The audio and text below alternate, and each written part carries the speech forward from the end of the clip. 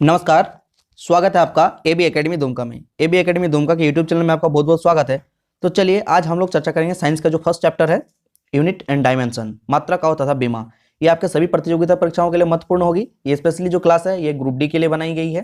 तो जो नए विद्यार्थी हमें देख रहे हैं वो चैनल को सब्सक्राइब करें, साथ ही अगर वीडियो पसंद आए तो लाइक कमेंट में शेयर करना ना भूलें। तो चलिए वीडियो को शुरू करते हैं। देखिए, मात्रक और बीमा हम लोग का फिजिक्स का सबसे पहला चैप्टर होता है। तो मात्रक की बात जब हम करते हैं तो मात्रक में दो चीज होता है, एक भौतिक राशि, कोई फिजिकल यूनिट है उसको नापने के लिए क्या चाहिए, तो एक मात्रक चाहिए और दूसरा संख्यात्मक मान चाहिए। जो संख्यात्मक मान है उसको बोलते हैं न्यूमेरिकल वैल्यू, और जो उसमें मात्रक होता है यूनिट, उसी को हम लोग यूनिट बोलते हैं। मात्रक जो होता है उसको यूनिट बोलते हैं। जैसे आप मान लीजिए कोई भी चीज ले रहे हैं आप 2 kg का, कोई भी चीज ले रहे हैं 2 kg का, तो 2 क्या हो गया, 2 आपका संख्यात्मक मान हो गया और जो केजी है किलोग्राम हो गया आपका मात्रक यूनिट। आई होप आप इसको समझ पाए होंगे।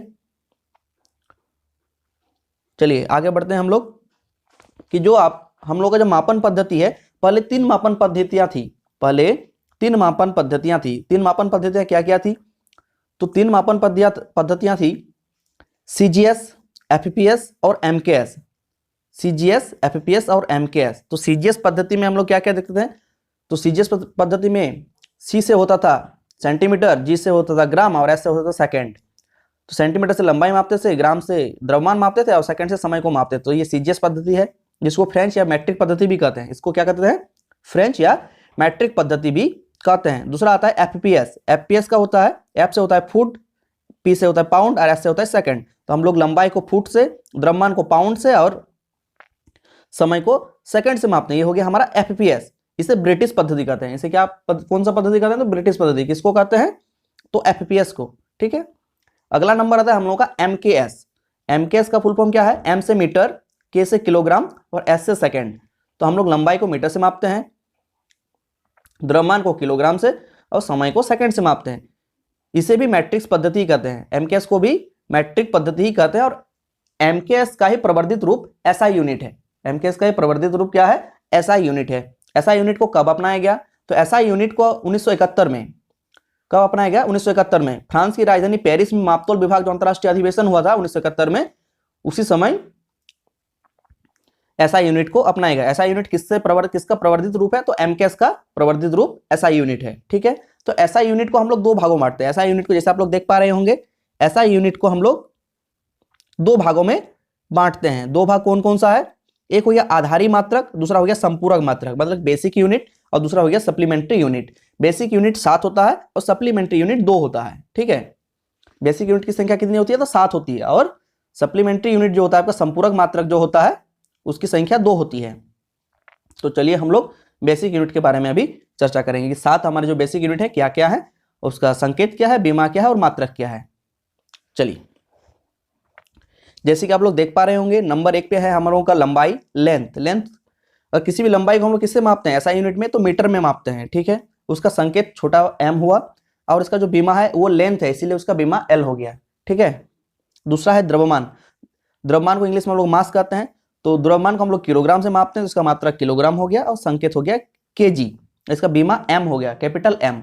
क्यों कैपिटल M हुआ, क्योंकि वो मास है ना, तो मास को m से, बीमा हम लोग m से दिखाते हैं।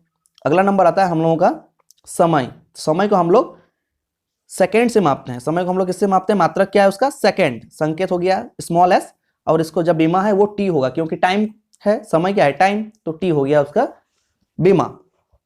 चलिए आगे बढ़ते हैं हम लोग। अगला नंबर आता है हम लोग का तापमान, टेम्परेचर। तो टेम्परेचर जो है, टेम्परेचर को हम लोग केल्विन से मापते हैं, है ना। एसआई यूनिट में टेम्परेचर को केल्विन से मापते हैं। इसका जो संकेत है वो k है और बीमा हो जाएगा कैपिटल K, है ना। अगला नंबर 5वें नंबर की ओर चलते हैं हम लोग। ये धारा को इंग्लिश में हम लोग करंट कहते हैं, है ना। तो जो धारा है, धारा का मात्रक होता है एम्पेयर। धारा का मात्रक होता है एम्पेयर। ठीक है। और इसका संकेत A से दर्शाया जाता है और इसका बीमा भी कैपिटल A से ही दर्शाया जाता है। चलिए अगले नंबर की ओर आगे बढ़ते हैं हम लोग। नंबर 6, ज्योति तीव्रता, लुमिनियस इंटेंसिटी जिसको बोलते हैं। तो लुमिनियस इंटेंसिटी, ज्योति तीव्रता जो है उसका मात्रक कैंडला होता है। ज्योति तीव्रता का मात्रक क्या होता है, कैंडला, और उसको हम लोग CD से दिखाते हैं। संकेत क्या है उसका, CD, और बीमा उसका कैपिटल C होता है। ठीक है। अगला नंबर आता है हम लोगों का पदार्थ की मात्रा। 7वें नंबर पे आता है हम लोगों का पदार्थ की मात्रा। तो पदार्थ की मात्रा को मोल से, उसका जो मात्रक है वो मोल, है ना, पदार्थ की मात्रा को मोल से मापते हैं हम लोग, तो उसका जो संकेत हुआ तो MOL स्मॉल, आप लोग जैसे देख पा रहे होंगे, और इसका बीमा जो है वो N है, ठीक है, इसका बीमा N होता है। तो ये हमारे 7 आधारी मात्रक, जिसको हम लोग बेसिक यूनिट बोलते हैं, बेसिक यूनिट हो गया। और आगे हम लोग बढ़ेंगे संपूरक मात्रक की, और आगे हम लोग बढ़ेंगे संपूरक मात्रक। तो हमने कहा था कि 2 संपूरक मात्रक है, सप्लीमेंट्री यूनिट, एक समतल कोण, दूसरा ठोस कोण। चलिए देखते हैं।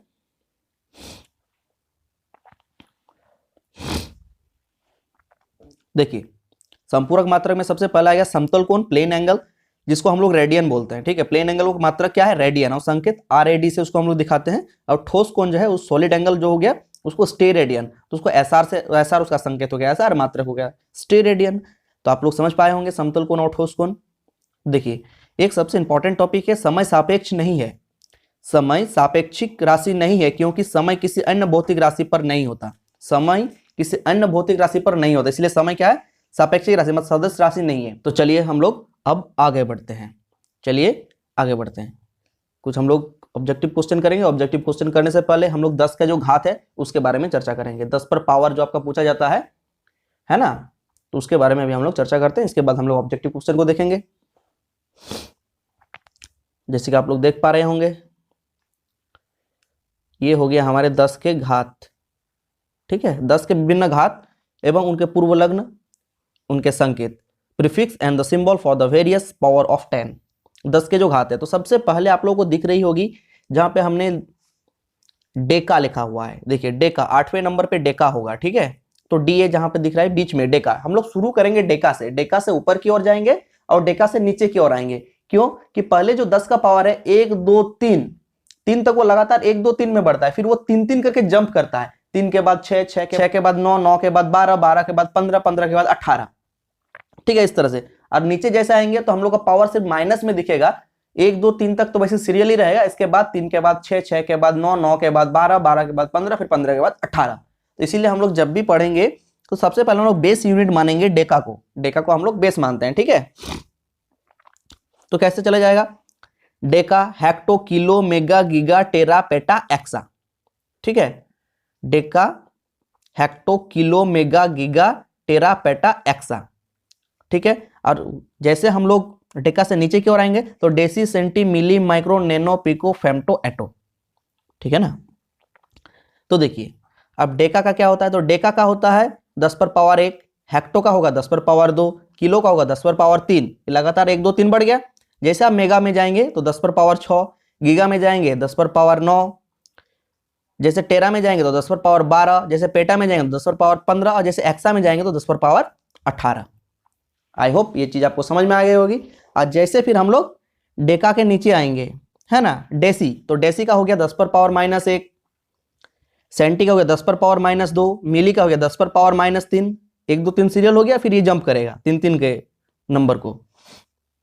जैसे माइक्रो हो गया, माइक्रो का हो गया 10 पर पावर -6, नैनो का हो गया 10 पर पावर -9, पिको का हो गया 10 पर पावर -12, फेम्टो का हो गया 10 पर पावर -15, एटो का हो गया 10 पर पावर -18। आई होप 10 के घात आप लोग जान गए होंगे। 10 के घात अक्सर आपके ग्रुप डी वगैरह एग्जाम में पूछा जाता है ना।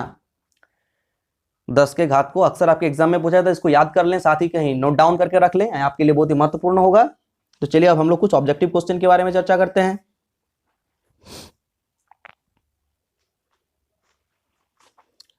देखिए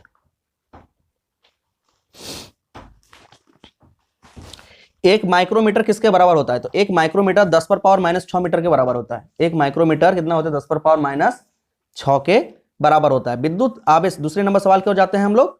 विद्युत आवेश का SI मात्रक क्या है, विद्युत आवेश को हम लोग कूलम से मापते हैं। विद्युत आवेश को किससे मापते हैं, कूलम से। तो ऑप्शन बी हम लोग का सही आंसर है, कूलम, ठीक है। विस्थापन की SI क्या है, विस्थापन, विस्थापन क्या होता है, shortest distance of a path, shortest distance of a path मतलब न्यूनतम दूरी, दो बिंदुओं के बीच जो न्यूनतम दूरी होता है उसी को हम लोग विस्थापन कहते हैं, डिस्प्लेसमेंट कहते हैं। तो डिस्प्लेसमेंट का इकाई क्या हो जाएगा, तो मीटर होगा, है ना। निम्नलिखित में से, अगले सवाल की ओर आगे बढ़ते हैं, निम्नलिखित में से किन भौतिक राशियों की इकाई एक समान है। तो हम लोग जैसे ऑप्शन दिया है कार्य और ऊर्जा, बल और दाब, बल और संवेग, बल और कार्य। तो कार्य और ऊर्जा का जैसा ही मात्रक है, दोनों का ही भौतिक मात्राएं एक समान होता है, ठीक है, कार्य और ऊर्जा का। अगले सवाल की ओर आगे बढ़ते हैं। प्रकाश वर्ष निम्नलिखित में से किसकी इकाई है? तो प्रकाश वर्ष दूरी का इकाई है, प्रकाश वर्ष दूरी का इकाई है ना, लाइट ईयर से हम लोग दूरी मापते हैं। चलिए अगले सवाल की ओर आगे बढ़ते हैं। प्रतिरोध का इकाई क्या है? तो प्रतिरोध को हम लोग ओम से मापते हैं, प्रतिरोध को हम लोग किससे मापते हैं? ओम से, है ना। आवेश को कूलम से और प्रतिरोध को ओम से, है ना। ओम का नियम V = IR होता है, जैसे कि आप लोग सभी जानते होंगे। चलिए अगले सवाल की ओर आगे बढ़ते हैं हम लोग कि SI प्रणाली में प्रतिबल की माप इकाई है। प्रतिबल को किससे मापा जाता है? तो न्यूटन प्रति मीटर स्क्वायर। प्रतिबल को किससे मापा जाता है? न्यूटन प्रति मीटर स्क्वायर से मापा जाता है। विद्युत धारा का SI मात्रक है, विद्युत धारा का SI मात्रक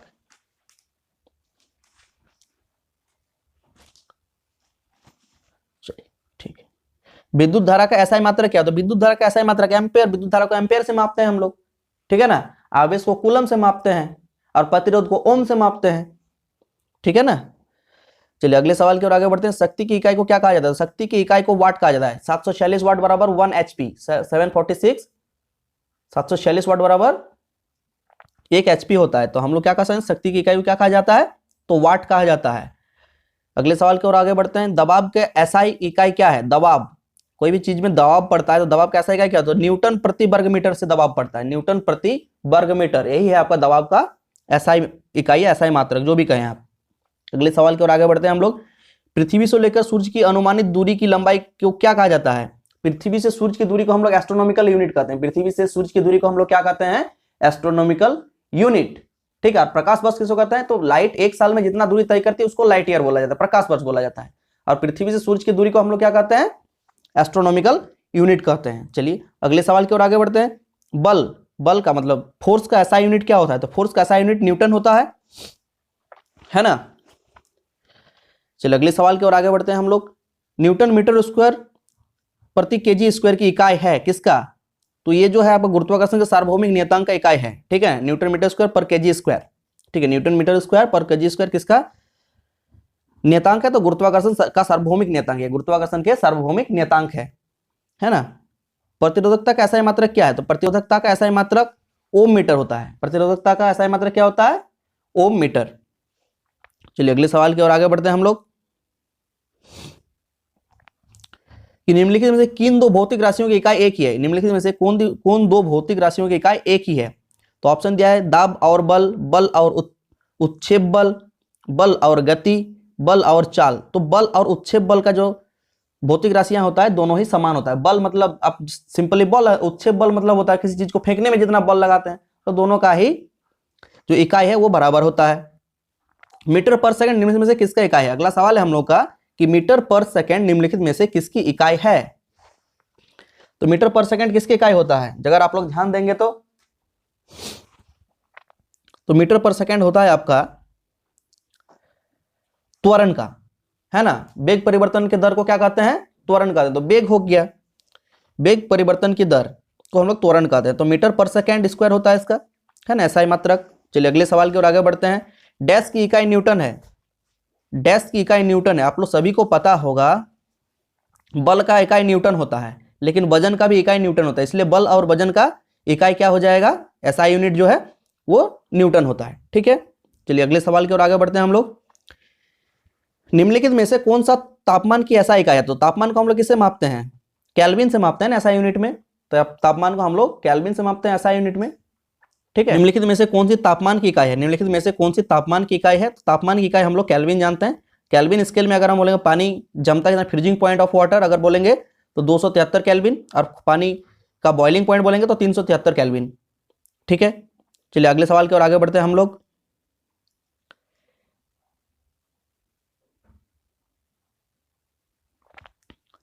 दी गई भौतिक राशियों में क्या सापेक्ष राशि नहीं है? मतलब सदिश राशि नहीं है। निम्नलिखित दी गई भौतिक राशियों में क्या सापेक्ष राशि नहीं है? मतलब सदिश राशि नहीं है। तो यहाँ पे दिया गया है समय, त्वरण, वेग और दूरी। तो देखिए सब में जो दिया गया है तो आपका जो सापेक्ष राशि नहीं है मतलब सदिश राशि नहीं है, तो अदिश राशि समय है और बाकी सारा क्या है? सदिश राशि है ना। चलिए अगले सवाल की ओर आगे बढ़ते हैं। एक एटमॉस्फेयर बराबर कितना होता है? तो एक एटमॉस्फेयर बराबर होता है 1.01 × 10⁵ पास्कल, ठीक है। एक एटमॉस्फेयर बराबर होता है 1.01 × 10⁵ पास्कल होता है, ठीक है। कार्ज का मात्रक क्या है? तो कार्ज का मात्रक जूल होता है। कार्ज का मात्रक क्या होता है? जूल होता है। तो ऑप्शन डी आपका सही आंसर है। निम्नलिखित में कौन सा सुमेलित नहीं है? निम्नलिखित में से कौन सा सुमेलित नहीं है? ऑप्शन ए है डेसिबल। डेसिबल ध्वनि की प्रबलता की इकाई है, हाँ सही है। अश्वशक्ति शक्ति का इकाई है, सही है। समुद्री मील नौ संचालन को बोलते हैं नॉटिकल मील, है ना, समुद्री मील को नॉटिकल मील बोलते हैं, तो हाँ ये नौ संचालन के लिए महत्वपूर्ण है। और साथ में दिया है डॉप्सन। डॉप्सन उष्मा की इकाई, ये गलत है। डॉप्सन क्या होता है? ओजोन परत के घनत्व को मापा जाता है डॉप्सन से, है ना, ओजोन परत के घनत्व को डॉप्सन से मापा जाता है। चलिए अगले सवाल की ओर आगे बढ़ते हैं हम लोग। भार की ऐसा इकाई क्या है? तो भार को हम लोग किससे मापते हैं? तो भार न्यूटन। तो भार का ऐसा यूनिट न्यूटन होगा। ऑप्शन बी आपका सही आंसर है। 24 नंबर सवाल की ओर आगे बढ़ते हैं। संवेग की इकाई क्या है? तो संवेग की इकाई हम लोग का होता है किलोग्राम मीटर पर सेकंड। संवेग की इकाई क्या होगा? द्रव्यमान गुना वेग बराबर संवेग, तो किलोग्राम मीटर पर सेकंड होता है इसका आंसर। ठीक है, चलिए अगले सवाल की ओर आगे बढ़ते हैं हम लोग।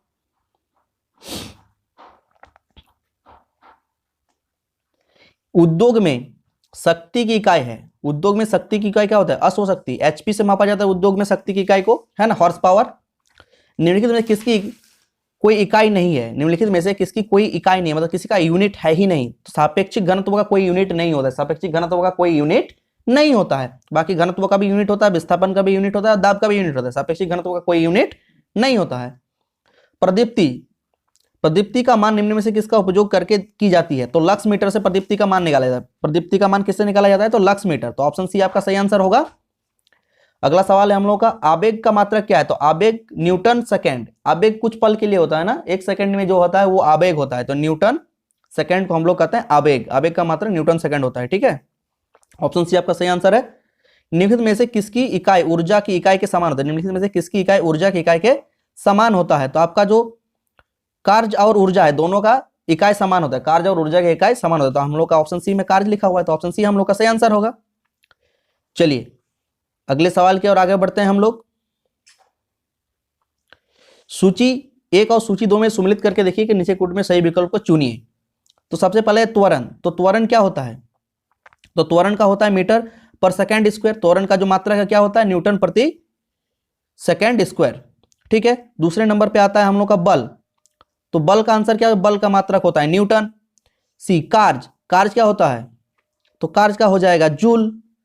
और आवेग का क्या होता है? न्यूटन सेकंड होता है, न्यूटन इंटू सेकंड, है ना। तो आवेग का न्यूटन सेकंड होता है। तो आप लोग समझ गए होंगे, ऑप्शन ए आप लोगों का सही आंसर होगा।